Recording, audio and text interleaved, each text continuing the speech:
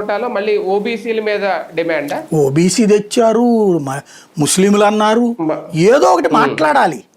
సమస్య ఏంటంటే ఇదివరకటి రోజుల్లో అట్లాంటి పెద్ద పెద్ద ఇష్యూస్ మీద మాట్లాడేటప్పుడు చాలా హోంవర్క్ చేసుకుని వచ్చేవాళ్ళు. ఇప్పుడు వేగ్ స్పీచ్లు, ఒక ఆయన జిఎస్టీపీ అంటాడు, ఒక ఆయన ముస్లింలు అంటారు. ఓబీసీలకు అన్యాయం జరుగుతుంది. అదే ఎట్లా అన్యాయం జరుగుతుంది?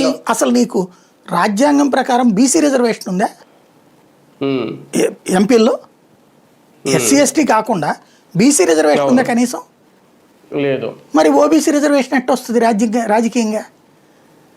రాజకీయ ఎంపికల్లో ఆ అర్హత లేదు బీసీ ఓబీసీ లాంటి లేదు. కాబట్టి జనరల్ కోటాలోనే వీళ్ళు బీసీలకు పెద్దపీట నువ్వు వేసుకో, రాష్ట్ర ప్రభుత్వాలు అదే నువ్వు వేసుకో, ఎవడొద్దన్నాడు?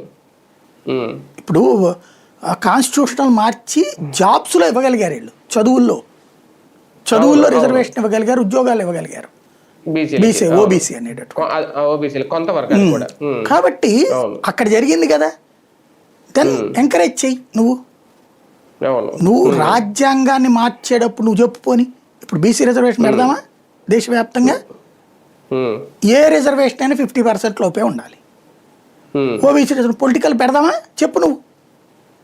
దానికి మీరు ప్రిపేర్ అవ్వండి. ఎందుకు చేయలేదు ఇంతకాలం కాంగ్రెస్ పార్టీ?